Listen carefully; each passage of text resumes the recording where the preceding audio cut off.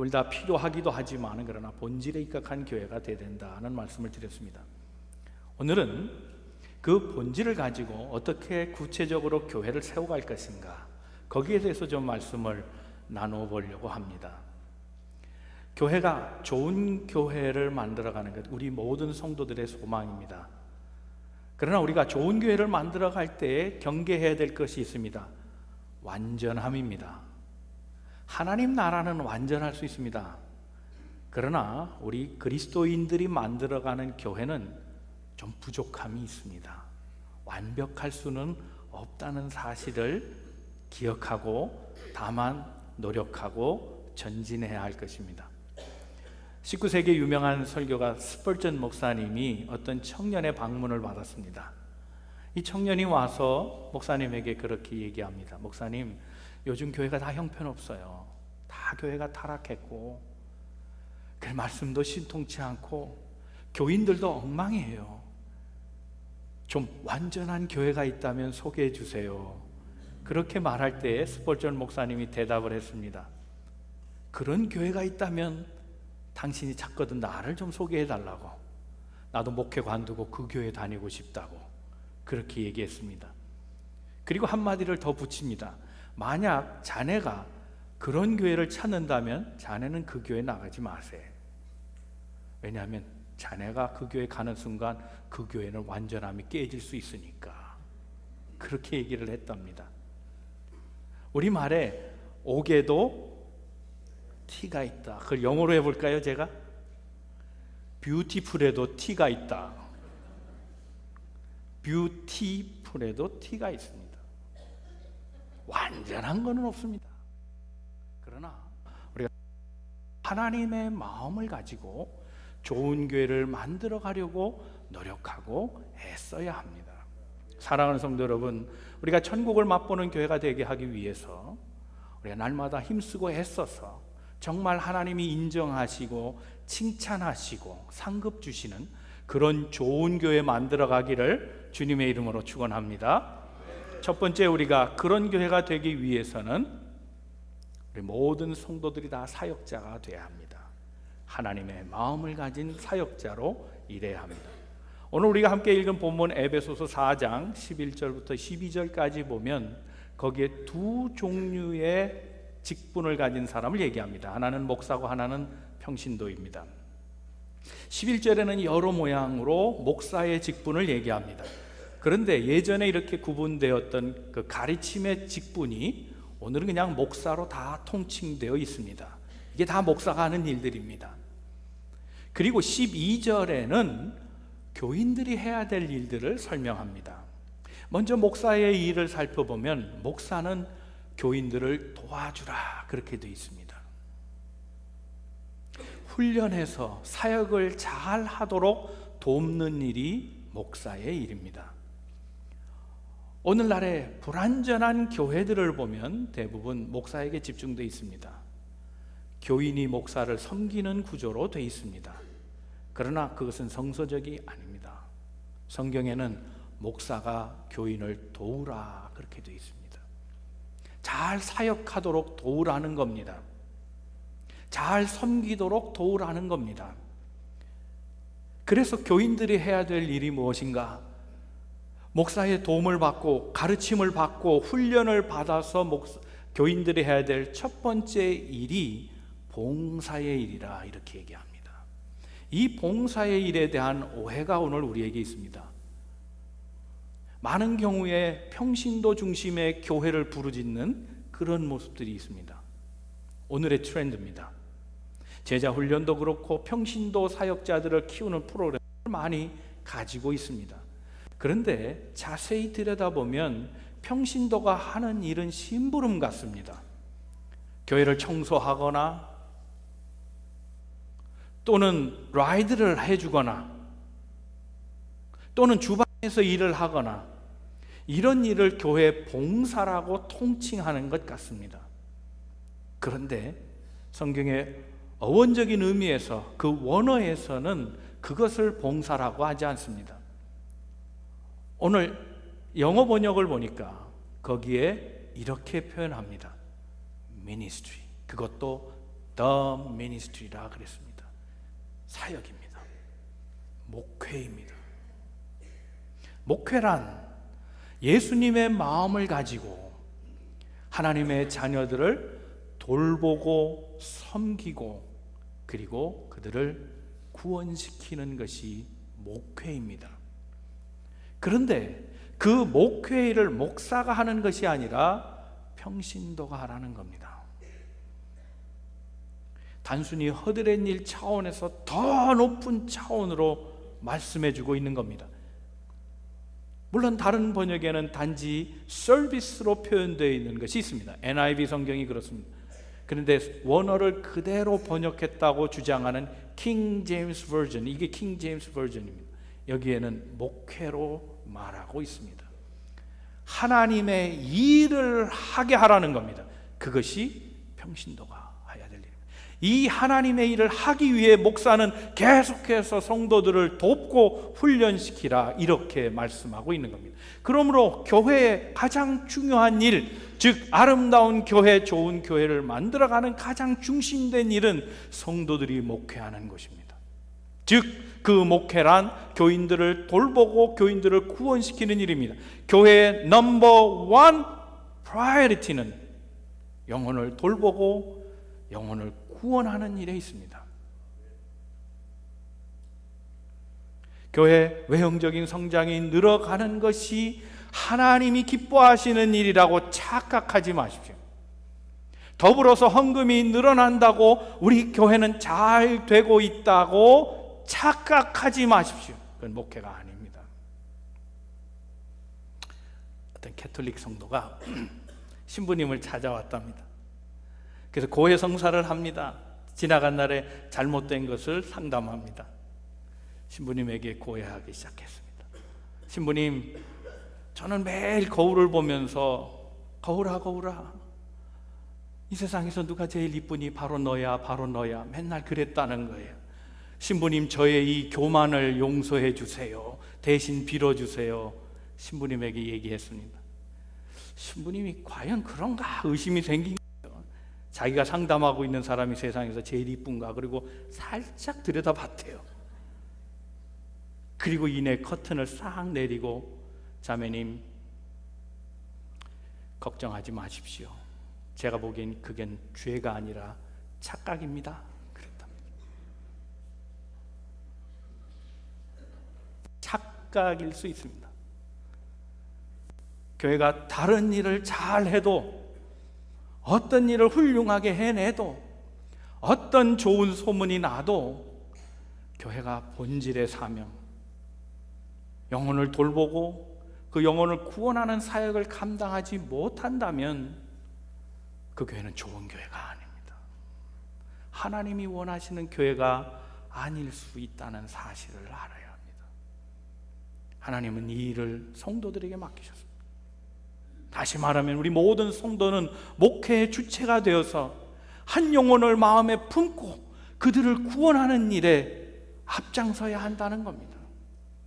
전도는 단지 목사의 일이 아닙니다. 온 성도들의 일입니다. 그래서 한 사람 한 사람 그 생명을 돌보면서 그 생명이 구원받도록 하는 일에 우리 모든 성도들이 다 부름받았다는 사실을 잊지 말아야 합니다. 오늘의 교회를 안나가 교회 시대라고 얘기합니다. 그거를 듣기가 거북하니까 가나안 교회라 이름 붙였습니다. 가나안, 거꾸로 하면 안나가, 그 말. 신앙은 버리기 싫습니다. 그런데 교회 다니기는 싫습니다. 교회가 싫은 겁니다. 그래서 교회 교인들을 세상 밖으로 몰아내고 있는 것이 오늘 교회의 모습입니다. 하물며 어찌 불신자들을 교회로 끌어올 수 있겠습니까? 이게 오늘 우리가 엄청나게 신경 써야 될 과제입니다. 복음을 증거해도 이제는 듣지 않는 시대가 됐습니다. 그러므로 우리는 복음을 증거하기 전에 먼저 우리 교인들이 해야 될 것은 목회의 마음입니다. 목양의 마음, 주님의 마음을 가지고 한 영혼을 사랑해 주는 데 있습니다. 전도에는 많은 단계들이 있습니다. 제 나름대로 단계를 살펴보면 이렇습니다. 첫째, 영혼을 붙여달라고 기도해야 합니다. 하나님, 내가 구원할 영혼 만나게 해주시옵소서. 매일매일 기도해야 합니다. 동산에 모일 때마다 기도해야 합니다. 성전에 찾아올 때마다 기도해야 합니다. 그래서 영혼을 붙여달라는 기도, 그 긍휼의 마음 주셔서 내게도 영혼 구원할 수 있는 기회 주시옵소서. 그렇게 기도해야 합니다. 두 번째는 그 영혼을 만나거든 마음껏 사랑을 쏟아 부어줘야 합니다. 세상의 사람들은 조건적 사랑을 합니다. 그 정도 사랑을 맛보고서는 결코 하나님 나라에 들어오지 않습니다. 결코 교회로 인도받지 않습니다. 그보다 더한 사랑을 해주어야 합니다. 무조건적인 사랑 해줘야 합니다. 아무 기대 없이 그저 주기만 하는 사랑 해야 합니다. 때로 속아주는 사랑까지도 계속해서 해야 합니다. 그래야 마음에 감동이 생깁니다. 그 마음이 타치되고 열려질 때 교회로 인도해야 합니다. 그리고 그 교회에 정착하도록 계속해서 목, 양 살펴주고 챙겨주고 인도해주고 해야 합니다. 하나님의 말씀 공부로 자꾸 인도해야 합니다. 주님이 누구신지, 하나님의 역사는 어떤 것인지 성경에 대해서 이해할 수 있도록 계속해서 지원해주고 권유해야 합니다. 사랑하는 성도 여러분, 우리 교회가 이런 본질적인 사명을 가지고 온 성도들이 봉사의 일을 감당하는, 즉 미니스트리를 잘 감당하는 모든 미니스터가 되는 그런 교회가 되기를 바랍니다. 좋은 교회는 그저 구호로 되지 않습니다. 하나님이 원하시는 교회는 말로 되지 않습니다. 하나님이 원하시는 교회는 바로 이렇게 주님 마음 가지고 성도를 사랑하며 돌보고 영혼을 구원하는 한 사람 한 사람의 일을 통해서 아름다운 교회가 만들어져 가는 겁니다. 이러한 사역에 우리 모든 성도들이 다 부름받았음을 기억하고 하나님의 사역자 되어 좋은 만남의 교회 만들어가는 우리 모든 성도들 다 되시기를 주님의 이름으로 축원합니다. 두 번째 생각할 것은 두 번째 일입니다.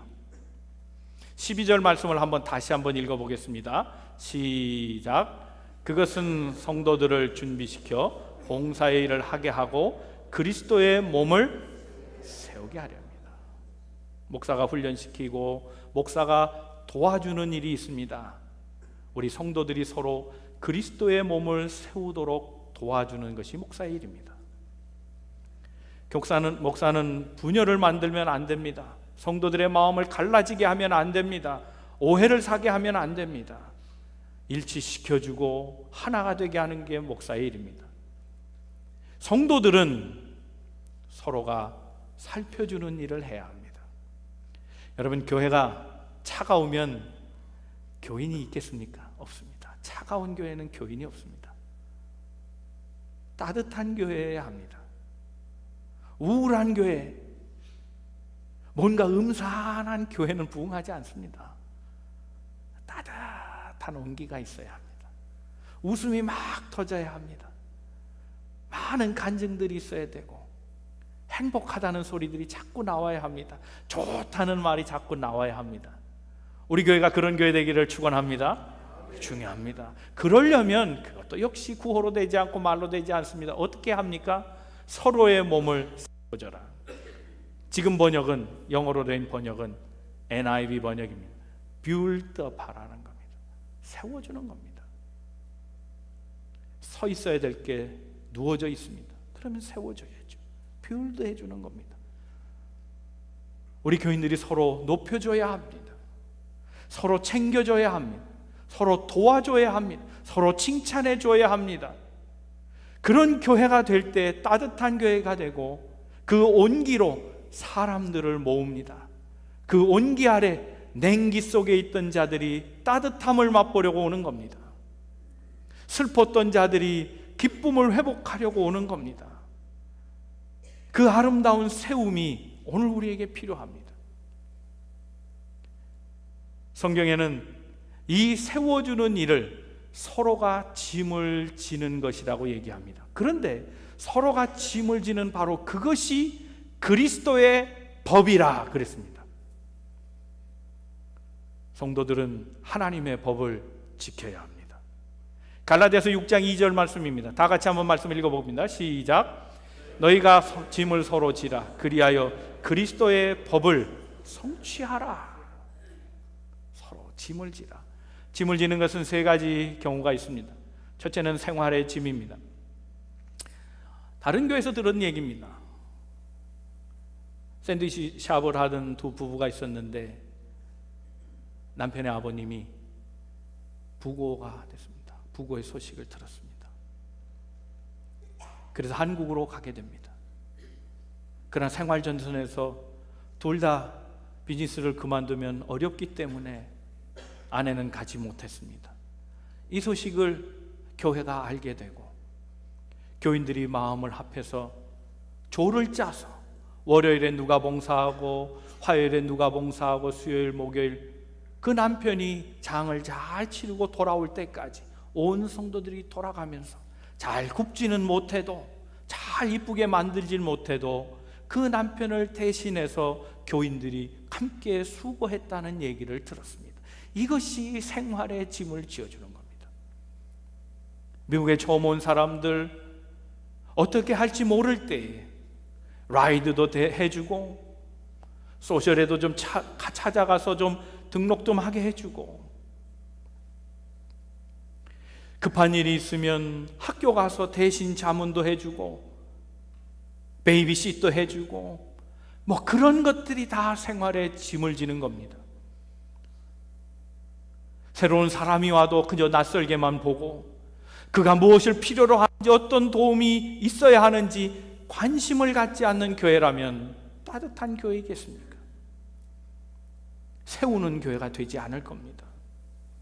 그 마음을 가지고 서로의 필요를 무엇인지를 알아가며 그 필요를 채워주려고 하는 교회가 따뜻한 교회입니다. 누구의 아픔이 있는가? 누가 지금 공경에 처했는가? 지금 누구는 손을 들고 도와달라고 요청하고 있는가? 눈을 열어 살피는 교회. 그래서 그 필요에 따라 함께 고통을 나누는, 짐을 져주는 그런 교회가 좋은 교회이며 그런 성도들이 많은 교회가 행복한 교회가 될 겁니다. 생활의 짐뿐만 아닙니다. 두 번째 져야 되는 짐은 기도의 짐입니다. 우리가 때때로 돕고자 하나 다 돕지 못합니다. 우리는 연약합니다. 부족합니다. 도움이 필요한 사람만큼 나도 도움이 필요한 사람입니다. 그러기에 우리는 하나님을 의지할 수밖에 없습니다. 우리는 부족해도 하나님은 하실 수 있기에 함께 같은 마음을 가지고 그가 구하는 것처럼 나도 똑같이 구해주는 기도의 동역자가 되어야 합니다. 많은 경우에 그래 어려워 기도해 줄게 하면 잊고 지나갈 때가 얼마나 많은지 모릅니다. 생각나도 내 기도 다 한 다음에 짜투리로 해주는 경우가 많습니다. 여러분, 우리가 한 형제요 자매요 다 부모요 자식이라면 입장을 바꿔놓고 내가 당한 문제라고 생각하면 그렇게 기도하겠습니까? 집사님, 우리 아들 문제가 생겼어. 나 이 일 때문에 기도해야 돼. 나 40일 금식할 거야. 집사님, 그래. 집사님 아들이 내 아들이지. 나도 같이 금식할게. 이 마음을 갖고 기도해야 된다는 겁니다. 입으로만 기도 외치는 것이 아니고 실제적으로 그도 내 자식이요 그의 아픔도 내 아픔인 것을 함께 느끼면서 기도해주는, 기도의 짐을 져주는 공동체가 좋은 교회라는 겁니다. 더 나아가서 문제의 짐도 함께 지어줘야 합니다. 우리는 얼마나 이기적인지 모릅니다. 그리스도의 사랑을 갖고 살아간다 할지라도 너무나 이기적입니다. 사람마다 나흠이 있고 약점이 있죠. 결점이 있지요. 생활하다 보면 그게 부딪히면서 그것이 상처가 되어서 어려울 때가 있습니다. 한 번 참고 두 번 참고 세 번 참고 이젠 더 못하겠다. 그래서 불락하고 모든 관계를 끊고 살아갈 때가 많습니다. 그래서 우리가 알게 모르게 성을 쌓고 살아갑니다. 유리벽이 있습니다. 소통이 되는 것처럼 보여도 막상 되지 않는 유리벽이 우리 공동체 안에 곳곳에 있습니다. 그런데 주님은 우리에게 그렇게 말씀하지 않습니다. 요한일서 3장 18절 말씀에 이렇게 말씀합니다. 다 같이 한번 말씀 읽겠습니다. 시작. 자녀들아, 우리가 말과 혀로만 사랑하지 말고 행함과 진실함으로, 진실해야 합니다. 말로 하지 말고 정말 진실하게 해야 합니다. 그의 아픔은 내 아픔이다. 그의 문제는 내 문제라고 생각해야 합니다. 그의 결점은 나 때문이라고 생각해야 합니다. 이런 마음 없이 형제라 말할 수 있습니까? 그리스도의 사랑을 가지고 서로 짐을 져줄 때 교회는 아름다운 교회가 될 겁니다. 혹자는 그런 얘기를 했습니다. 교회는 4개의 물이 필요하다 그랬습니다. 첫째는 침입니다. 두 번째 물은 땀입니다. 세 번째 물은 눈물입니다. 네 번째 물은 피입니다. 첫 번째 물, 침은 격려의 침입니다. 이 침은 많이 흘리면 흘릴수록 그 격려의 침을 받는 사람은 희망이 솟고 용기가 솟고 자존심이 회복됩니다. 두 번째 물, 땀은 섬김의 땀입니다. 사람이 감동받는 방법은 여러 가지 있습니다. 그러나 많은 방법 중에 가장 좋은 것은 누군가가 나를 섬겨줄 때 오는 감동입니다. 사람은 섬김을 통해 감동을 받습니다. 내가 누구기에 저가 그토록 나를 위해 수고하는가, 이것을 깨달을 때 감동이 오는 겁니다. 교회는 이런 서로 섬김에 땀이 있어야 합니다. 땀 흘리지 않는 사람을 불안당이라 얘기합니다. 오늘 우리 교회 안에 불안당이 없기를 바랍니다. 건달같이 살지 않기를 바랍니다. 수고에 땀을 흘리는, 섬김에 땀을 흘리는 그런 공동체가 되기를 바랍니다. 눈물입니다. 기도의 눈물입니다. 기도의 눈물을 흘린 만큼 교회가 변화됩니다. 눈물을 흘린 만큼 체험이 됩니다. 눈물을 흘린 만큼 하나님의 역사들을 체험하게 된다는 사실을 기억해야 합니다. 피입니다. 희생의 피입니다. 그리스도의 마음을 가지고 주님처럼 피를 쏟는 마음으로 희생할 때 거기에 신비한 역사들이 체험됩니다. 생명이 살아나는 역사들을, 부활의 역사들을 그 피를 통해서 체험하게 된다는 사실입니다. 사랑하는 성도 여러분, 우리 모든 성도들이 이런 책무를 가졌습니다. 서로 몸을 세워주는 교회. 때로는 생활에 필요와 염려가 있는 사람들을 함께 그 고통을 나누고자 하는 짐을 져주는 공동체. 기도에 요청이 있을 때마다 하지 아니하고 나도 그의 심정을 가지고 함께 작정하고 때로는 금식하며 때로는 철회하면서 그를 위해 기도해 줄 수 있는 공동체. 문제 가지고 다 내 것으로 여기며 말로 하지 않는 사랑, 행함으로 함께 나누며 그 아픔까지도 감싸려는 사람. 이런 성도들의 아름다운 모습이 교회를 따뜻하고 행복하게 만들어가며 이런 소문이 퍼질 때 교회는 든든히 서고 많은 영혼들을 구원하는 둥지가 될 줄로 믿습니다. 사랑하는 성도 여러분, 우리 서로 세워주는 아름다운 공동체 만들어가는 우리 성도들 다 되시기를 주님의 이름으로 축원합니다. 세 번째 생각할 것은 우리 교회가 좋은 교회가 되면 행복하다는 간증, 아름다운 고백이 넘치는 그런 교회가 될 겁니다. 이런 교회를 만들어 가십시다.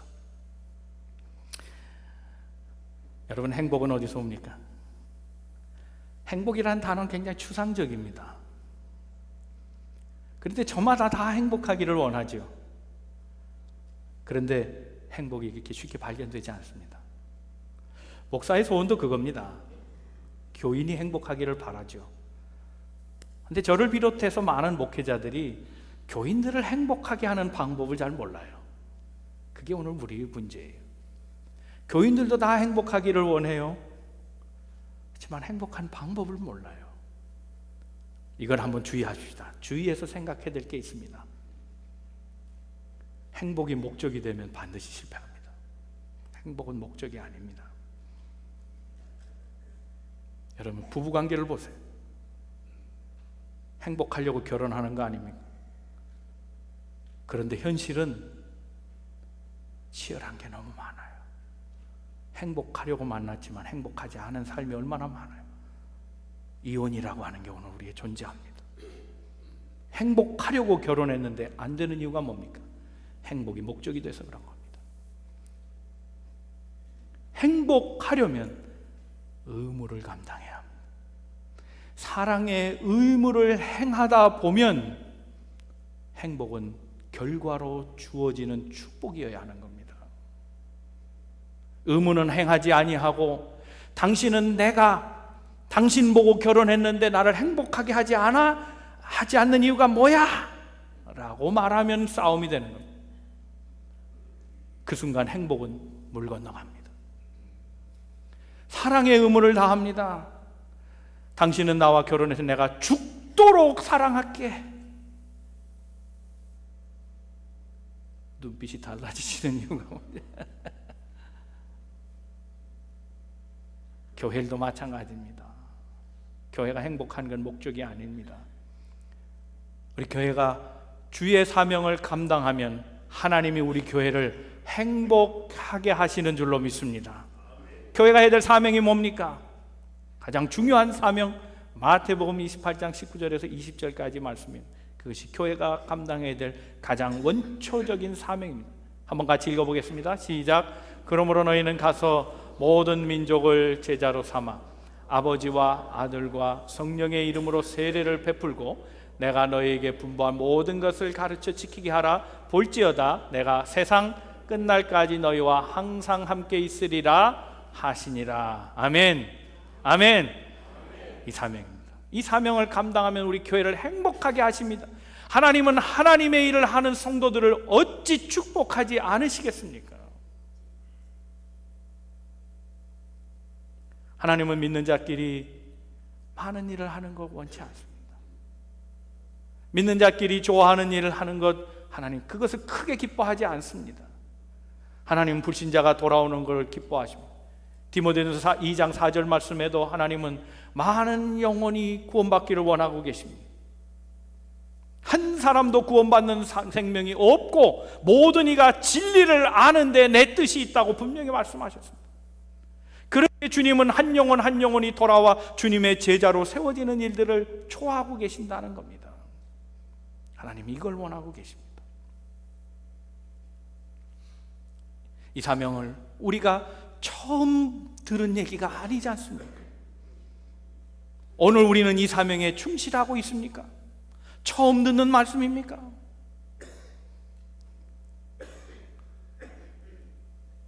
어느 치과예요. 이가 썩은 사람이 덴티스트를 찾아갔습니다. 그래서 썩은 이를 뽑아달라고 요청을 하고 값이 얼마냐 물어봤습니다. 얼마예요? 그랬더니 200불이요 그러더랍니다. 아니 벤치로 훅 뽑는데 그게 무슨 200불이나 하냐고 따졌습니다.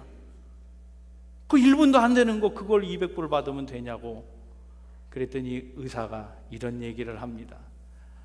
그렇게 원하신다면 아주 천천히 뽑아드리겠습니다.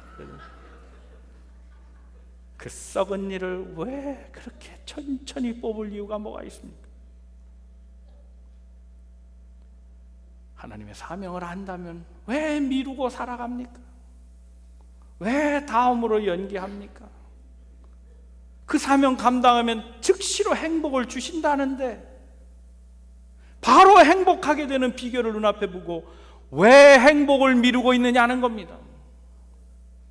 우리에게 주어진 소명이라면, 그것이 우리가 감당해야 될 사명이라면 미루지 아니하고 우리가 땅끝까지 복음을 증거하여 주의 제자로 모든 이들을 삼으며 영혼을 구원하는 일에 쓰임받게 되기를 주님의 이름으로 축원합니다. 이제 말씀을 정리합니다. 목사는 목사 일을 잘하면 됩니다. 사랑하는 성도 여러분, 목사가 목사일 잘하도록 기도해 주시기를 부탁드립니다. 우리 교인들도 잘할 수 있도록 제가 기도하겠습니다. 우리 교인들이 해야 될 일이 뭡니까? 첫째는 미니스트리 하는 겁니다. 예수님의 마음을 갖고요, 목사 대신해서 미니스트리 한다고 생각하지 마십시오. 더 미니스트리입니다. 주님이 보여주신 미니스트리입니다. 주님의 마음을 갖고 목양하라는 겁니다.